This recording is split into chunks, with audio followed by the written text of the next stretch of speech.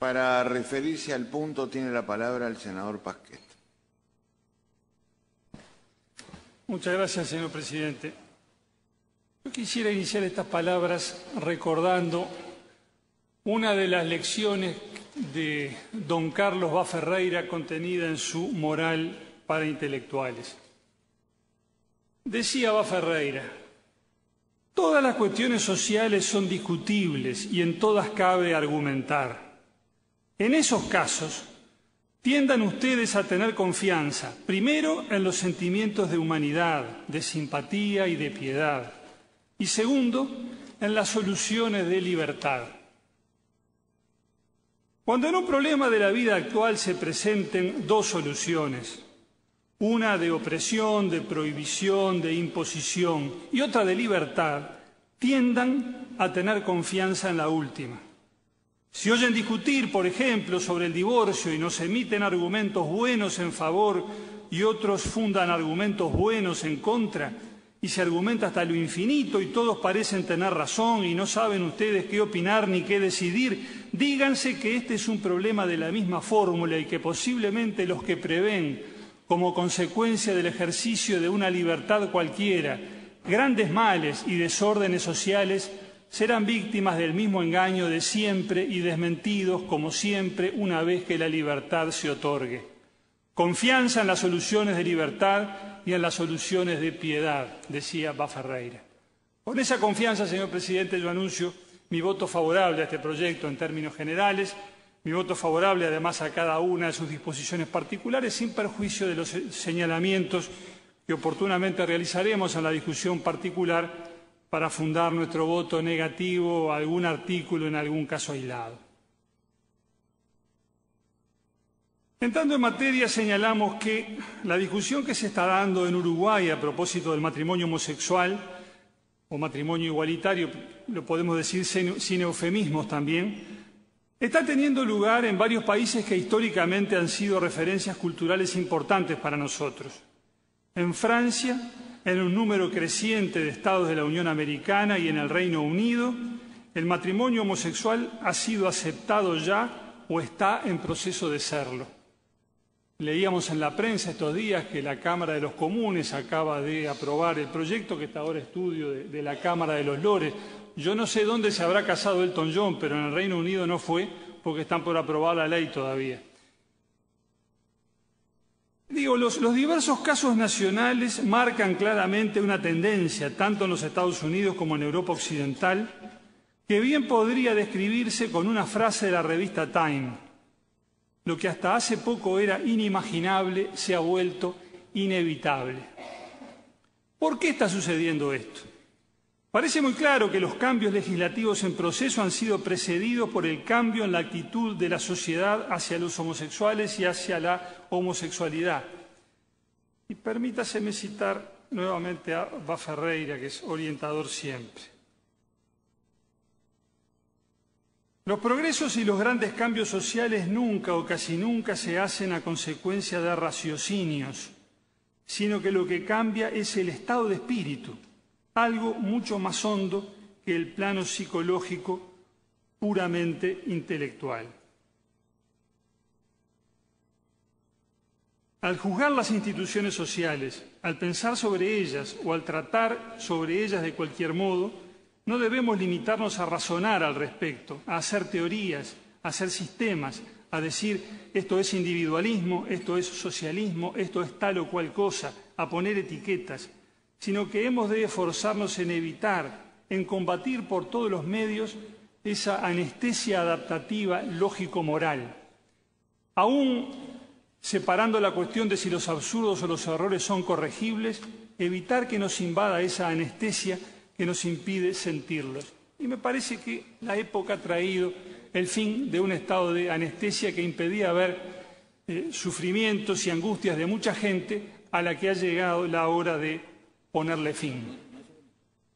Ayer nomás, en términos históricos, la homosexualidad era considerada una inmoralidad de las peores, una enfermedad o hasta un delito. Así nos lo recuerdan el célebre caso de Oscar Wilde, por ejemplo, o el quizás menos conocido de Alan Turing, entre muchos otros. Turing fue un genial matemático británico considerado uno de los padres de la teoría de la computación. Durante la Segunda Guerra Mundial cumplió un papel importante en la crucial tarea de descifrar las comunicaciones encriptadas de los nazis. Pues bien, pese a esa foja de servicios militares y académicos, al comienzo de los años 50 su propio país lo llevó a juicio y lo condenó por haber tenido relaciones homosexuales, dándole a elegir entre cumplir una pena de prisión o someterse a la castración química. Turing optó por esto último y poco después, sumido en profunda depresión, se suicidó. Corría el año 1954. Parece increíble que esto pueda haber pasado en Gran Bretaña, tan liberal y tan respetuosa de los derechos individuales, y que haya pasado además pocos años antes de que hicieran explosión los Beatles, como expresión emblemática del cambio cultural profundo y removedor que los años 60 trajeron consigo. Parece increíble, pero así fue. Hasta hoy la homosexualidad sigue siendo duramente reprimida en países como Irán, por ejemplo, pero en Occidente la situación ha cambiado mucho y para bien. Las sociedades se han hecho más tolerantes y menos crueles. La orientación sexual de una persona ha pasado a ser considerada como una manifestación de su personalidad, que no se debe coartar ni ofender. Las leyes protegen los fueros de la persona y castigan la discriminación por razón de orientación sexual, como así también por otras razones. Pero antes que las leyes, fueron las ideas y actitudes dominantes las que cambiaron, reconociendo la legitimidad de lo que hasta hace poco tiempo se consideraba pecaminoso y execrable. En el Uruguay la homosexualidad nunca fue delito, pero tampoco fue socialmente aceptada. La condición tácitamente impuesta a los homosexuales para no tener problemas era la invisibilidad. Mientras ellos se ocultaran, los demás hacían como que no los veían. Pues bien, es este status quo el que hoy está cuestionado y tambalea. La sexualidad constituye una dimensión demasiado importante de la personalidad y de la vida como para mantenerla eternamente reprimida. Por eso aumenta todos los días el número de los homosexuales que hacen pública su condición de tales o que por lo menos no tratan de ocultarla.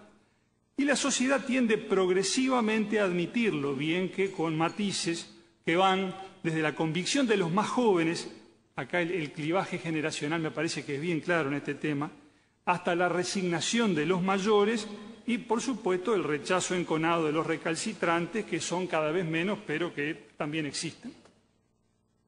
Este cambio de actitud, pensamos nosotros, es francamente positivo. Una mayor tolerancia de la sociedad no solo aumentará la libertad de los homosexuales, también disminuirá su sufrimiento. Y yo subrayo acá esto del sufrimiento porque me parece que no lo podemos soslayar para no caer en esa anestesia contra la cual prevenía Ferreira. Seguramente mucha gente ha sufrido mucho como consecuencia de haber tenido que vivir ocultándose, negando lo que es o acaso peor aún, disfrazándose de lo que no es. ¿Cuántos sentimientos de culpa, cuántas disputas familiares, cuántas frustraciones vocacionales, profesionales o laborales de esas que amargan la vida se evitarían si pudiésemos todos ser más tolerantes y respetuosos de la manera de ser del prójimo? ¿Cuántos sufrimientos y hasta cuántos suicidios o tentativas de suicidio, particularmente en adolescentes y jóvenes, señor presidente, podrían evitarse con mayor tolerancia? Al cesar la invisibilidad de los homosexuales aparece la necesidad de que sus relaciones de pareja sean reguladas por el derecho y se plantea la disyuntiva entre incluirlos en el matrimonio o crear para ellos un régimen especial. La segunda alternativa, es decir, el régimen especial denominado, por ejemplo, unión civil o algo por el estilo, me pareció a mí hasta hace un tiempo la preferible, lo declaro. Tiene la ventaja de ofrecer a las parejas homosexuales el amparo del derecho sin modificar para ello una institución milenaria que constituye el mejor marco posible para traer hijos al mundo, para criarlos y para educarlos. Lo que a mí me hizo cambiar de idea y apoyar la propuesta del matrimonio igualitario fue la comprensión de que lo que las parejas homosexuales reclaman no es solamente una solución técnica para sus problemas jurídicos, sino también y fundamentalmente el reconocimiento social expresado a través de la ley de la legitimidad de su condición de homosexuales y de su unión como tales. En último análisis, lo que se reclama es el reconocimiento de que la dignidad de la persona es la misma para todos los individuos de la especie humana y no aumenta ni disminuye en función de la orientación sexual de cada uno, así como no varía tampoco en función de la nacionalidad, el color de la piel o el credo religioso del sujeto de que se trate. La exigencia de aceptación y reconocimiento planteada por personas que ya no están dispuestas a ocultarse ni a negar una manera de ser que en la mayoría de los casos no fue siquiera elegida libremente por ellas, sino asumida como un hecho de la naturaleza, es lo que constituye, a mi juicio, señor presidente, el meollo de la cuestión.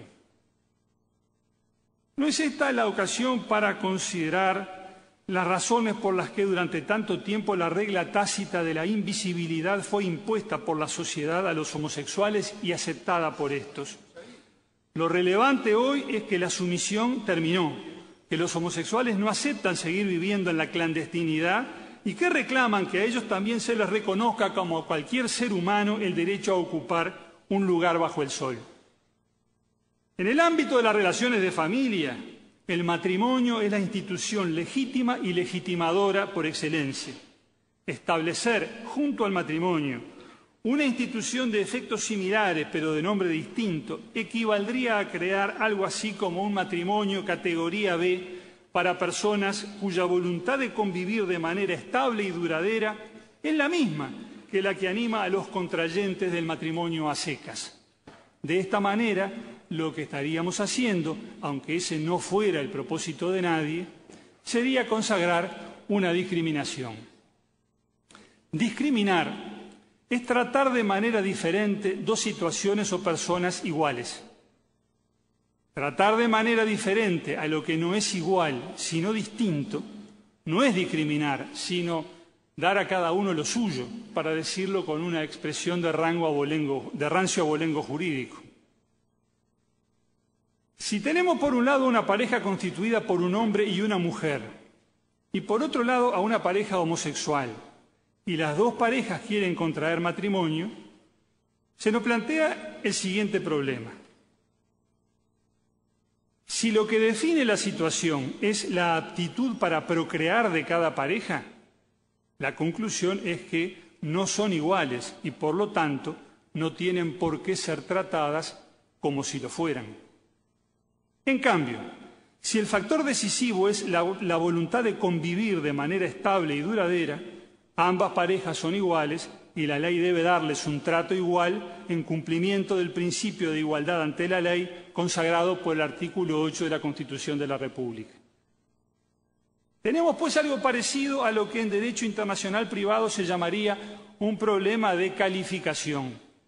Vamos a calificar a esas parejas por su aptitud para procrear o por su voluntad de convivir. La solución jurídica a adoptar dependerá de la respuesta que se dé a esta pregunta crucial. Y bien, para contraer matrimonio no es preciso acreditar la aptitud para procrear, ni declarar la voluntad de hacerlo, ni mucho menos obligarse a ello. Miremos a nuestro alrededor, señor presidente. Todos los días se casan personas que no pueden tener hijos, sea por razones de edad o por causas orgánicas cualesquiera. Y también se casan quienes, pudiendo procrear, deciden no hacerlo, sea porque tuvieron hijos en un matrimonio anterior ya disuelto, sea porque su proyecto de vida es otro. Por otro lado, es notorio que cada día son más los hijos que nacen fuera del matrimonio. Puede afirmarse con certeza, pues, que ni todos los que se casan lo hacen para tener hijos, ni todos los que tienen hijos lo hacen después de haberse casado. En cambio, todos los que se casan lo hacen con el propósito de convivir en forma duradera, independientemente de que luego este propósito se cumpla o no. La voluntad de convivir en forma duradera es la que le da sentido al acto de contraer matrimonio y asumir los deberes y responsabilidades consiguientes. Si en algún caso puede no existir, digamos, arreglos de conveniencia o matrimonios in extremis, etc., el fenómeno es excepcional y hasta donde sabemos carece de relevancia estadística. Por lo tanto, El rasgo común a todos los que contraen matrimonio es el propósito de convivir, no el de tener hijos. Siendo así, no se entiende por qué la imposibilidad de reproducción tiene que ser un obstáculo insuperable para que los homosexuales que deseen compartir la vida puedan darle a su unión el nombre dignificador de matrimonio, evitando el apartheid jurídico de la unión civil o institutos similares. No se justifica negarle la posibilidad de casarse a quienes quieren vivir de consumo aunque no puedan procrear, y hacerlo constituiría una forma de discriminación lesiva del principio de igualdad consagrado por el artículo 8 de la Constitución. Un argumento que se ha utilizado mucho estos días en contra de la admisión en nuestro derecho del matrimonio igualitario o matrimonio homosexual es el de que de esa manera estaríamos contrariando el orden natural, entre comillas, que solo contempla la unión de hombre y mujer. Y bien, señor presidente, contra la naturaleza propiamente dicha, nada podemos los legisladores. Aunque una ley votada por la totalidad de los miembros de la Asamblea General diga que una pareja homosexual puede procrear, el hecho no se producirá. Pero una cosa es la naturaleza y otra el llamado orden natural. El orden es siempre humano, social, histórico y por lo tanto variable, aunque se le llame natural para afirmar de esa manera, con ese calificativo, que está de acuerdo con las creencias, principios y valores de quien así lo denomina, para afirmar que ese orden es legítimo y que además es inmutable. Los hombres siempre nos hemos rebelado contra nuestra condición de mortales, proclamando la eternidad de nuestras obras, de los órdenes que vamos construyendo a través de la historia. El tiempo, empero, se burla de tales pretensiones. De la esclavitud se pensaba, desde los tiempos del Código de Hammurabi hasta la Guerra de Secesión de los Estados Unidos, por lo menos, pasando por Grecia, Roma y la Biblia, que formaba parte de ese orden natural. Hoy la esclavitud es delito prácticamente en todo el mundo.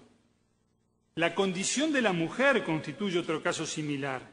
Se entendió desde siempre que la mujer estaba y debía estar subordinada al hombre, que no podía administrar sus propios bienes si era casada, ni estudiar más allá de las primeras letras, ni votar, ni mucho menos ser elegida para ocupar cargos públicos. Todo ese estatuto restrictivo de los derechos de la mujer se consideraba parte integrante del orden natural hasta que el movimiento por la emancipación femenina, a mi juicio el movimiento social más importante del siglo XX, demostró que se podía establecer un orden más justo aplicando a todos los seres humanos, independientemente de su sexo, el gran principio de igualdad de todas las personas ante la ley. En materias más directamente vinculadas con la sexualidad y la procreación, es notable comprobar cómo el orden natural sigue, entre comillas, que por ser tal alienta pretensiones de validez universal, va cambiando según cambian las regiones, los pueblos y las culturas en consideración. Un pequeño libro de ese gran antropólogo que fue Claude Lévi-Strauss, titulado La antropología frente a los problemas del mundo moderno, contiene unas cuantas páginas dedicadas a estudiar cómo, en las sociedades sin escritura, es decir, las sociedades que constituyen el objeto de estudio de la antropología, las relaciones de parentesco, es decir, la familia, se construyen muchas veces con independencia de la filiación biológica. Se dirá que lo que ocurra en el seno de tribus africanas o amazónicas poco tiene que ver con nosotros. En este punto, precisamente, señor presidente, yo cedo la palabra a Lévi-Strauss. Dice él, el antropólogo no propone a sus contemporáneos adoptar las ideas y costumbres de tal o cual población exótica. Nuestra contribución es mucho más modesta. Primero, la antropología revela que aquello que consideramos natural, entre comillas, fundado en el orden de las cosas, se reduce a limitaciones y hábitos mentales propios de nuestra cultura. De tal modo nos ayuda a quitarnos las anteojeras, a comprender cómo y por qué otras sociedades pueden tener por simples y por obvios usos que a nosotros nos parecen inconcebibles o incluso escandalosos. Luego se explaya sobre otros aspectos del tema que no son hoy de nuestro interés y agrega, y vuelvo a citar, a los abogados y moralistas demasiado impacientes, los antropólogos prodigan consejos de liberalismo y de prudencia. Subrayan que incluso las prácticas y aspiraciones que más chocan a la opinión, procreación asistida al servicio de mujeres vírgenes, solteras, viudas o al servicio de parejas homosexuales, tienen su equivalente en otras sociedades a las cuales no les va tan mal. Y cierro la cita.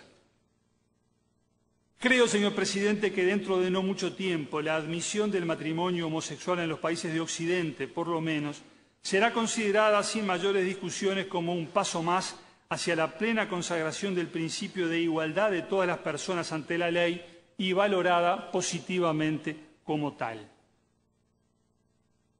Al habilitar legalmente la posibilidad del matrimonio homosexual, al legitimar, si así se prefiere, la homosexualidad, ¿estaremos acaso fomentándola? Es una cuestión que se ha planteado estos días en el debate por la prensa de estas cosas. A mi juicio, fomentar la homosexualidad ha de resultar más difícil aún que prohibirla eficazmente. La prohibición ha tenido, como decíamos al comienzo de esta exposición, sanción penal. Y así todo siguió habiendo homosexuales. ¿Por qué pensar que permitir simplemente a los homosexuales que hagan lo que ya hacen los heterosexuales va a llevar a algunos a transitar por el camino de lo que Oscar Wilde llamaba el amor que no osa decir su nombre? Esos temores no tienen, a mi juicio, ningún fundamento. Si pensáramos que las medidas legislativas pueden realmente impedir o fomentar las conductas homosexuales de manera duradera, estaríamos demostrando, me parece, una comprensión equivocada del fenómeno. La gente no elige ser homosexual como quien elige una carrera universitaria o un automóvil. Por eso son tan poco eficaces las prohibiciones. Hay personas que constituyen un porcentaje más o menos estable de la población, un 10% aproximadamente, según estudios sociológicos que se han difundido mucho, que un día se dan cuenta de que se sienten atraídas por otras personas de su mismo sexo. Asumirán o no el hecho, lo harán más tarde o más temprano, con o sin traumas. Pero el punto es que se trata de asumir un dato de la naturaleza, no de elegir libre y espontáneamente una opción sexual u otra. Por eso no tiene sentido blandir la ley como arma contra la homosexualidad, como lo demuestra la experiencia histórica, y por eso tampoco tendría sentido decir que el matrimonio igualitario podrá actuar como una suerte de estímulo de la homosexualidad. Confieso que no llego siquiera a entender otro argumento que se ha usado estos días en contra del matrimonio igualitario, atribuyéndole el efecto de oscurecer o desvalorizar a la familia y a la institución matrimonial. Me imagino que algo así se habrá dicho también del divorcio. Admitir la disolubilidad del vínculo matrimonial habrá sido visto como una degradación de ese vínculo que habrá escandalizado a algún sector de la población. Pero el valor de las instituciones, señor presidente, es producto de la importancia de sus funciones y de la eficacia con la que las cumplen, no de la calidad moral que puedan tener o no, según la opinión de cada uno, quienes hagan uso de ellas.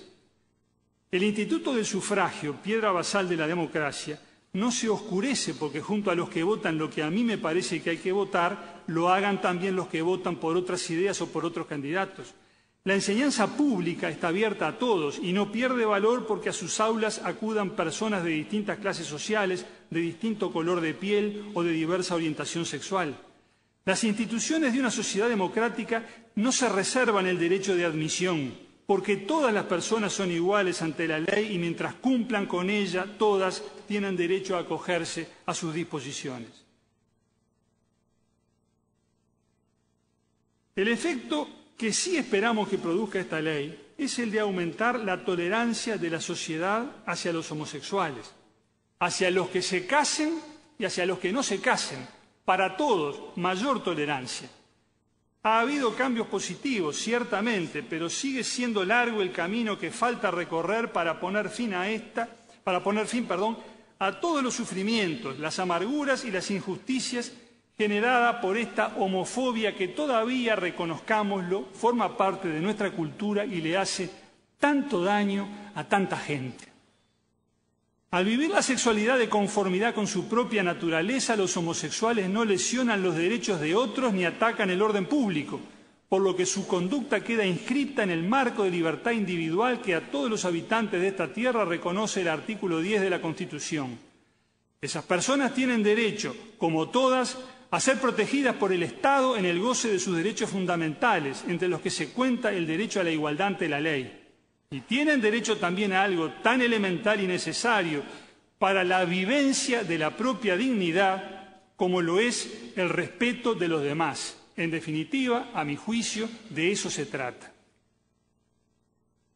Hagamos que el tránsito de los hombres sobre la tierra, de suyo difícil y amargo, sea, por lo menos en los límites de nuestra patria, lo más llevadero posible. Hagamos que para todos resplandezca, en la medida de las posibilidades humanas, el sol de la felicidad. Este párrafo de una nota publicada sin firma en El Día en los años 20, que por el estilo bien pudo haber sido escrito por don José Valle y Ordóñez, expresa bien el espíritu que nos anima al anunciar nuestro voto a favor del matrimonio igualitario. Muchas gracias.